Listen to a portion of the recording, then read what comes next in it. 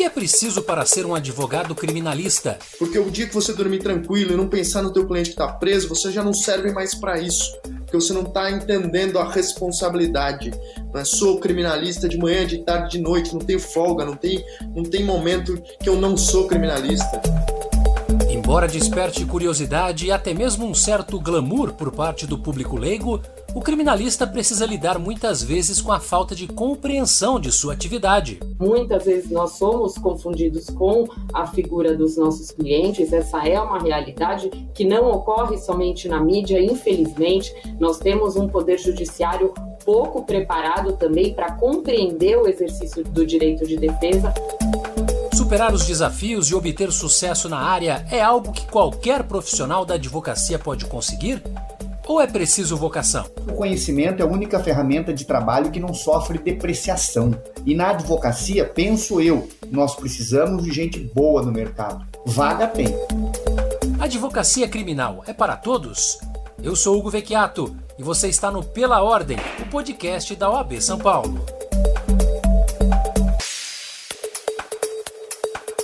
Para muitos leigos, a pergunta soa natural. O sujeito cometeu um crime e ainda vai ter direito à defesa.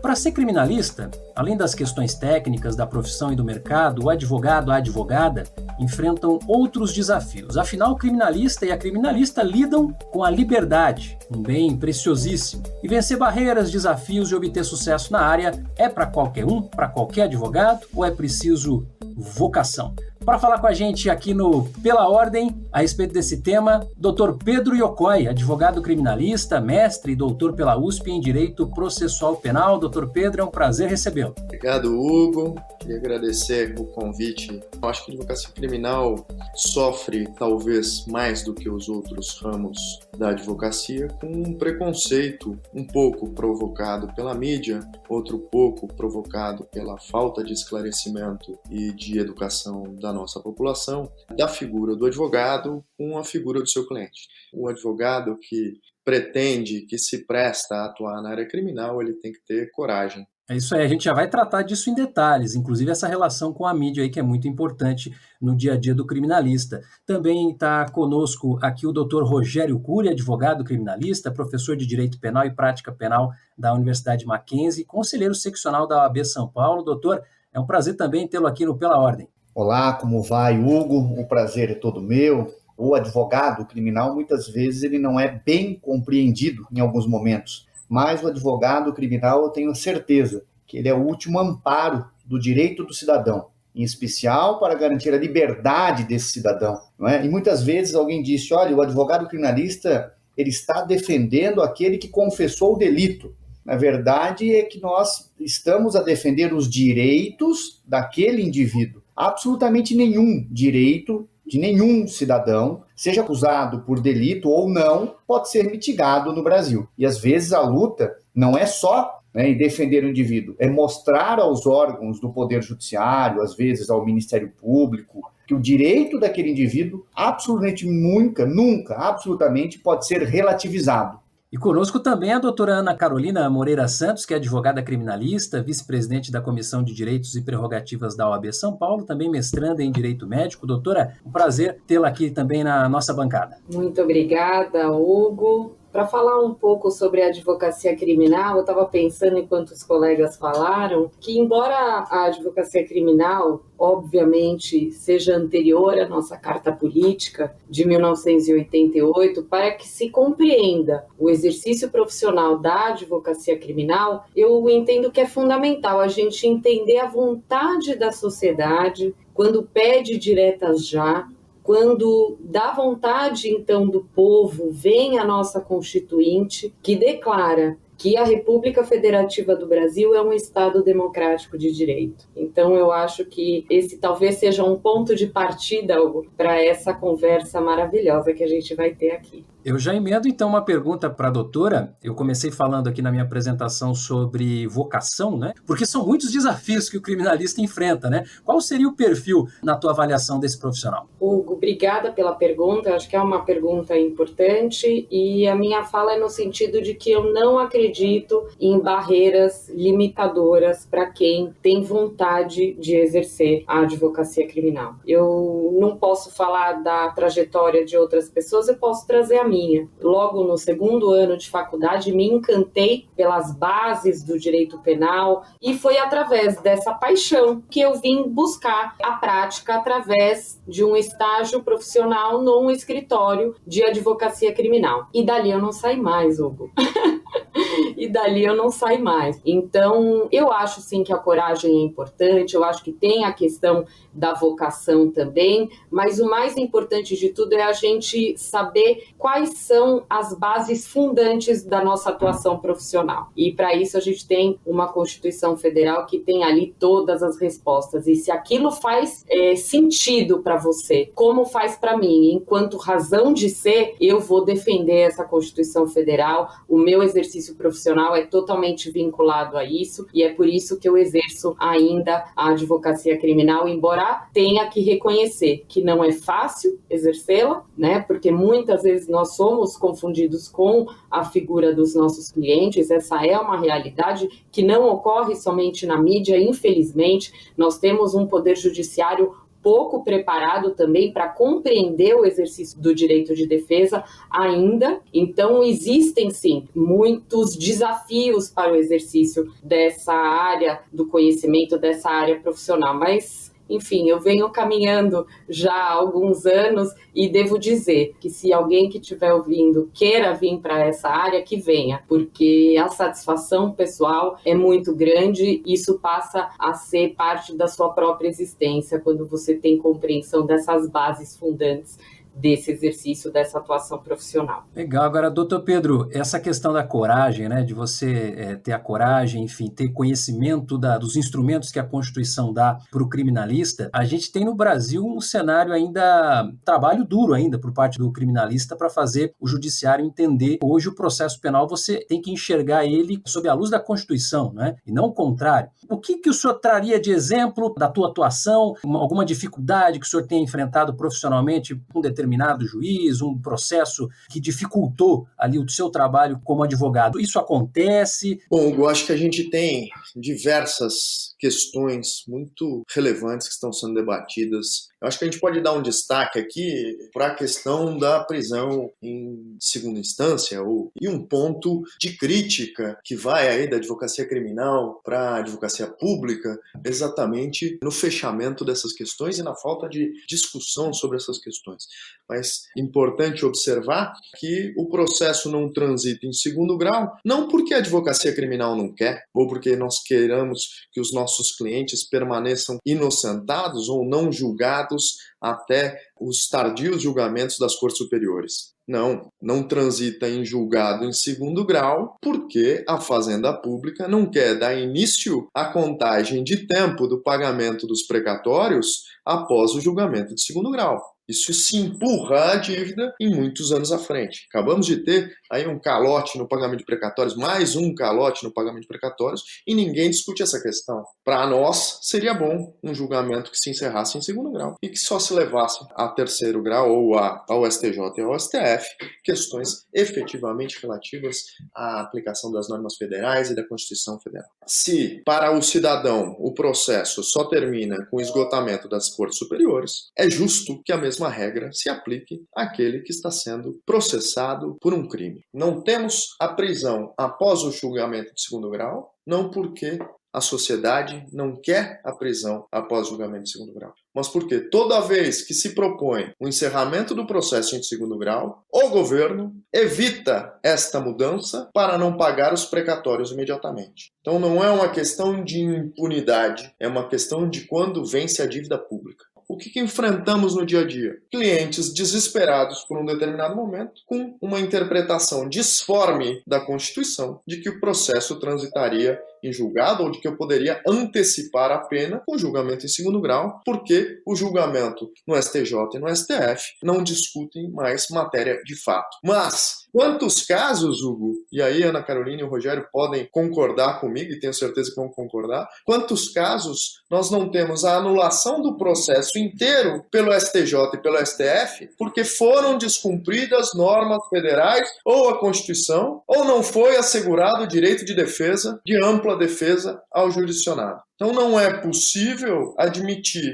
que uma regra seja aplicada àquele que está se defendendo do todo-poderoso Estado e quando é o Estado que tem que pagar a conta, a regra seja outra. Já dizia o professor Cândido Dinamarco que pau que bate em Chico, bate em Francisco. Mas vou passar a bola aos meus colegas para eles trazerem outros casos aí, que eu tenho certeza que eles têm vários para falar, principalmente a Ana, que nos defende aí na condição de prerrogativas. Sim, eu já passo a bola para a Ana. Antes eu queria ouvir o Dr. Rogério, porque me vem à cabeça aqui as recentes anulações por parte do STJ de reconhecimentos, né, que foram feitos apenas por fotografia, né, julgamentos contra réus que tiveram seu reconhecimento feito com base em foto. Enfim, para citar um exemplo aqui, queria ouvi-lo também a respeito disso, de questões que envolvem normas processuais penais que não são aplicadas na prática, ou aplicadas de maneira absolutamente fora do texto legal, né?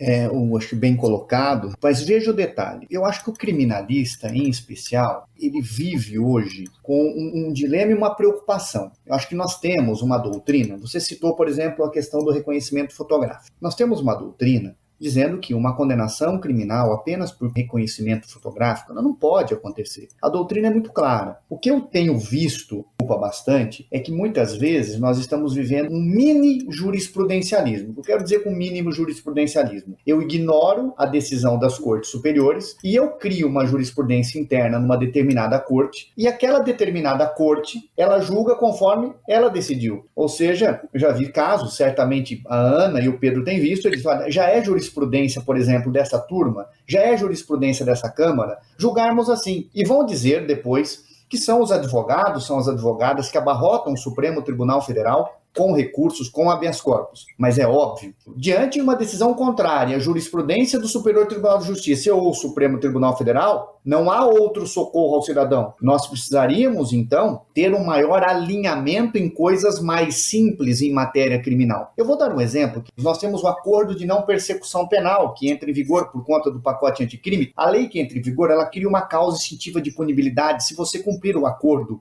homologado de não persecução penal. De modo em que, pese estar previsto no Código de Processo Penal, ela tem uma repercussão no direito material, que é a extinção da punibilidade. De modo que é uma norma processual penal híbrida. Entendemos. Então, já entendeu o Supremo Tribunal Federal, já entendeu o STJ, já entendeu a doutrina que ela retroage para beneficiar o réu. Muito bem, nós temos vários casos no Brasil hoje que alguns membros do Ministério Público dizem, não vou fazer o acordo. Por quê? Porque já houve o recebimento da denúncia ou da queixa. Tá bom, então não vai fazer o acordo. E o que nós vamos fazer? Nós teremos um processo penal todo, absolutamente, sim. E ao final desse processo, ao final do processo ele será condenado. Condenado a que pena? Uma pena provavelmente, na maioria das vezes, igual àquela que ele poderia ter feito o acordo, reparado o dano à vítima. Não, nós vamos esperar o trâmite de um processo penal de anos a fio, com gasto de dinheiro público, data máxima vênia, né? Por anos e anos, para ao final, aquele indivíduo ser condenado a uma pena que, se ele tivesse feito o acordo de não persecução, ele já teria cumprido, e a vítima recebido os valores e, eventualmente, naqueles delitos que geram prejuízo a ela, a indenização. Neste caso, optou-se por o quê?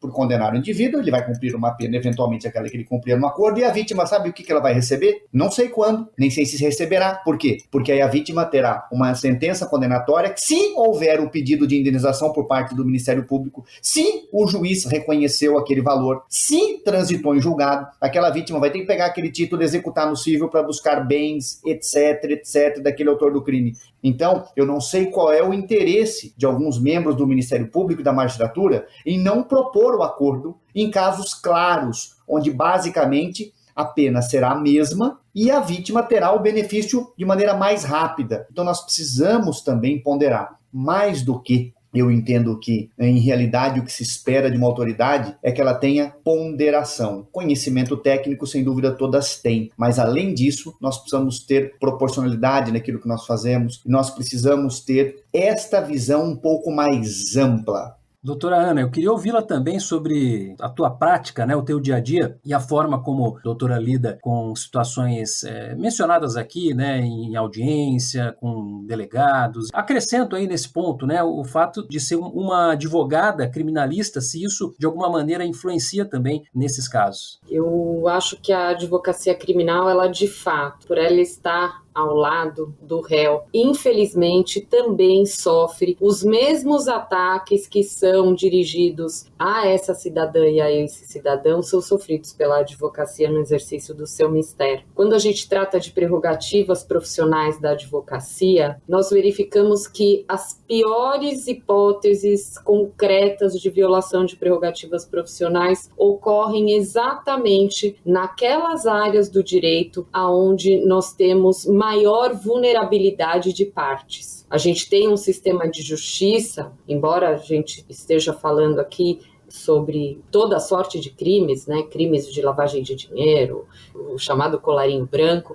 a gente precisa lembrar que nós temos um sistema de justiça estruturado no racismo, ou seja, a maior parte da clientela da justiça criminal é negra e periférica, e quando a gente fala da advocacia criminal, a gente está falando de uma advocacia criminal que empenha a sua atuação profissional na defesa dessa clientela, ou seja, aqueles ataques que são sofridos por esses cidadãos, por essas cidadãs, são ataques também à figura da advogada e do advogado que está na defesa dessa pessoa em situação absolutamente vulnerável em relação aos poderes constituídos. Então, a advocacia recebe, sim, não só na confusão advogado-cliente, mas numa errônea percepção do Poder Judiciário e de membros do Ministério Público de que o exercício da advocacia na justiça criminal é entrave, quando não é. É lógico que o sistema de justiça atinge a todas e a todos,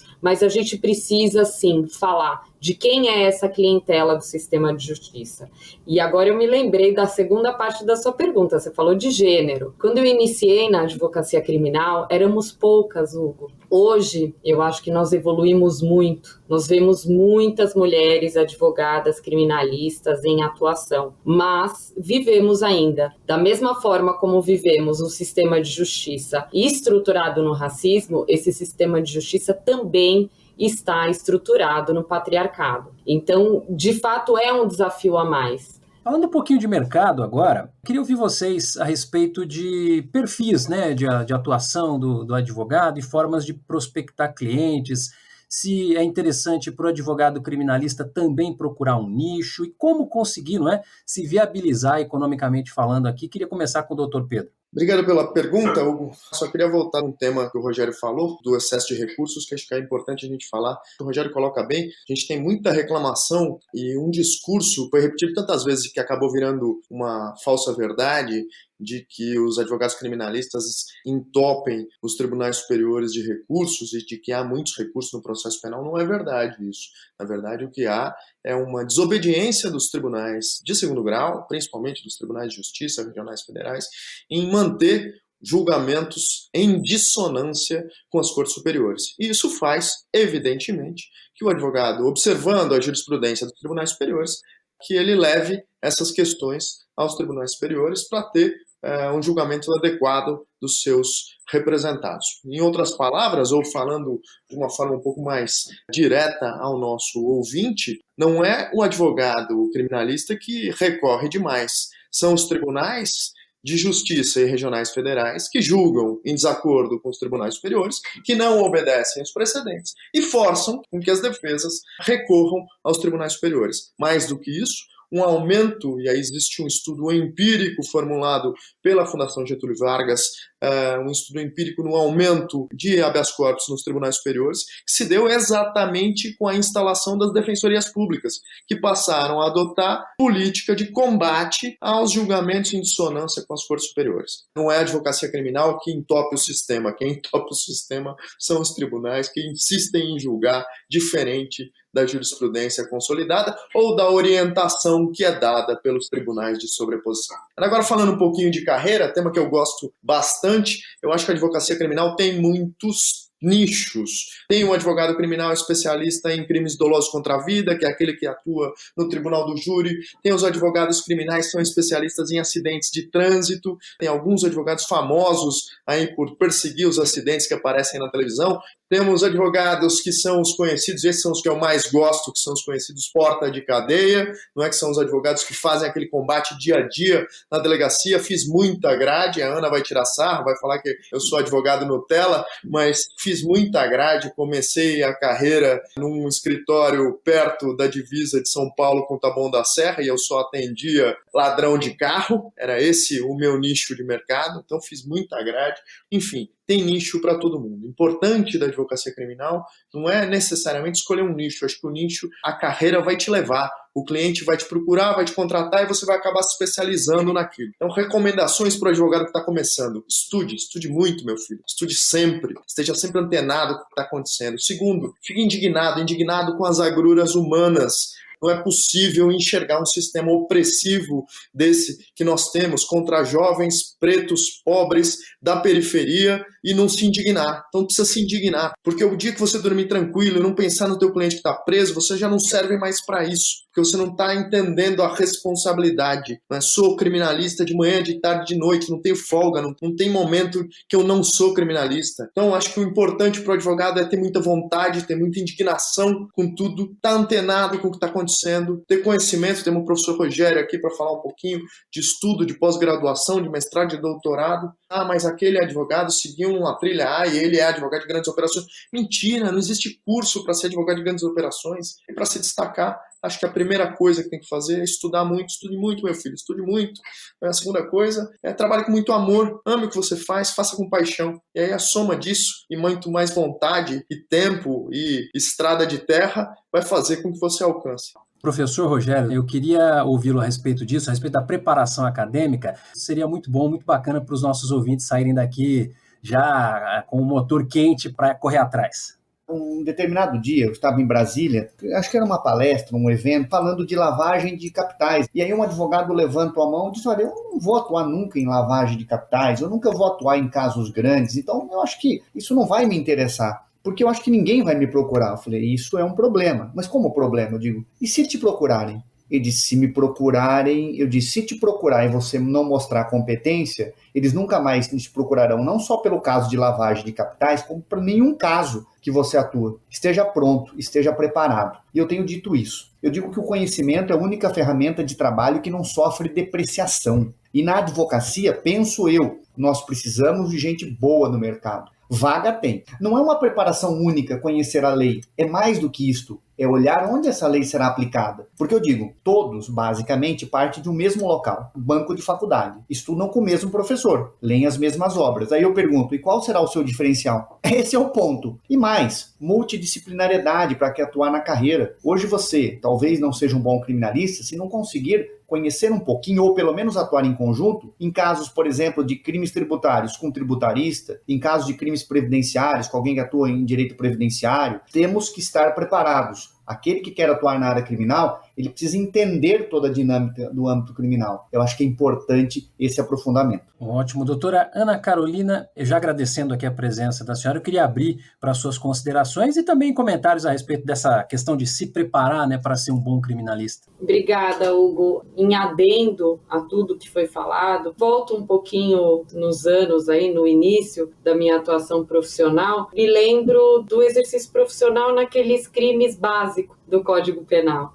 Hoje nós temos leis esparsas, nós temos uma complexidade muito grande nos tipos penais que são previstos na nossa legislação, mas se eu pudesse falar para um jovem advogado, me perguntasse como que eu aprendo a advogar? Você aprende a advogar na penitenciária, na unidade prisional, como disse o Dr. Pedro Iocoi, é ali que você aprende a aflição do cliente. É no crime de roubo que você vai voltar lá para a parte geral do Código Penal, vai precisar estudar aquilo tudo e falar, precisa ter uma solução para esse caso. Vou fazer uma ousadia aqui. Eu vou dizer que a gente aprende a advocacia criminal nos crimes do Código Penal. É no roubo, é no tribunal do júri, no crime de homicídio, enfim, toda essa complexidade que significa a legislação penal hoje, ela é importante.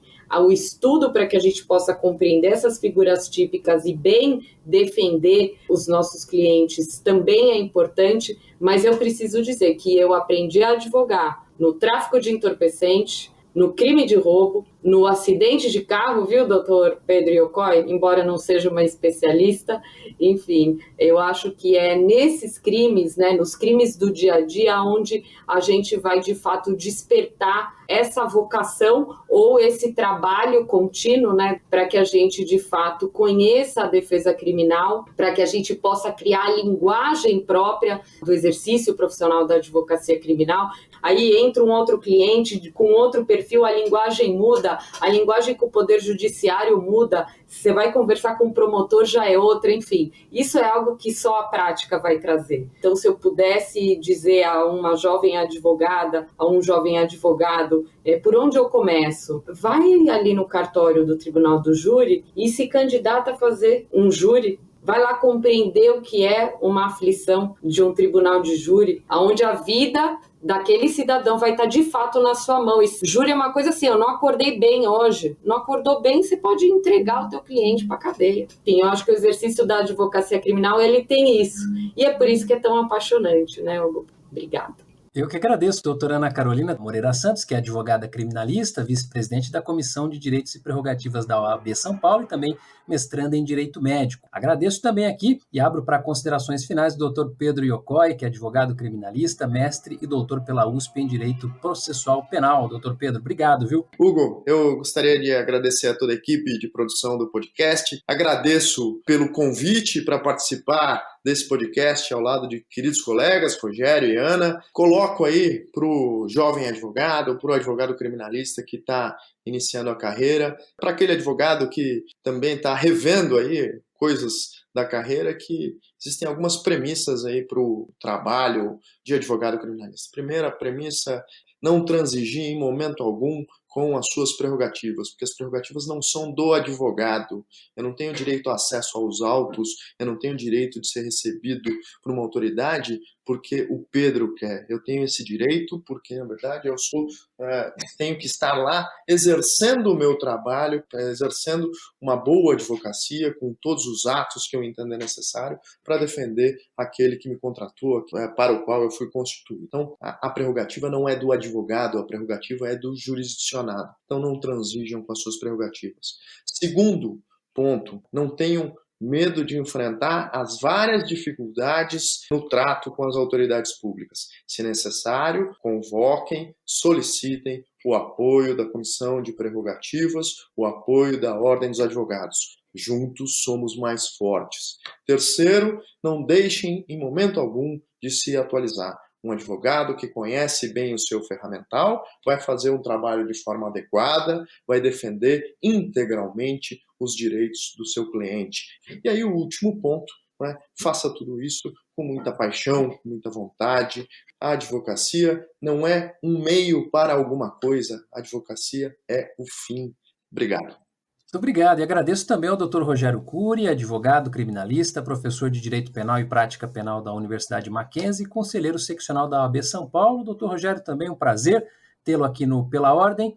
Até uma próxima e fique à vontade para considerações finais. Hugo, eu que agradeço, na sua pessoa, quero agradecer todo o staff aqui do programa, do podcast, que, sem dúvida nenhuma, é feito com muito brilhantismo, a Ordem dos Advogados do Brasil, e para dizer que liberdade, ampla defesa, contraditório, devido processo legal, fundamentação das decisões judiciais, dentro do Estado democrático de direito, isso deve ser carregado no peito pelo advogado criminalista. Advogado criminalista, na sua defesa, deve, no mínimo, ter responsabilidade, coragem, zelo, presteza e conhecimento. Obviamente, alguém já dizia que grandes poderes geram grandes responsabilidades. O advogado criminalista, talvez, ele não consiga fazer a defesa da culpa moral, em sentido amplo, do seu cliente, mas ele tem a obrigação de fazer a defesa da culpa legal do seu cliente. Tudo isso agindo com civilidade, lianeza, mas nunca um advogado deve agir insubmisso. O advogado não presta vassalagem a autoridades públicas. Ficarei à disposição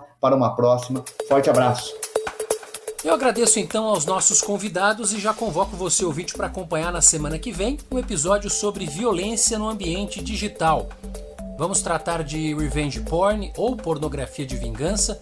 Falaremos de cultura do cancelamento, discurso de ódio e cyberbullying. Isso tudo numa perspectiva multidisciplinar. Conto com você, siga-o pela ordem aí no seu tocador de podcasts favorito para receber a notificação assim que o episódio for publicado. Acompanhe também os nossos perfis nas redes sociais e o Jornal da Advocacia para ficar por dentro de tudo o que acontece na OAB São Paulo. Todos os links estão aí na descrição.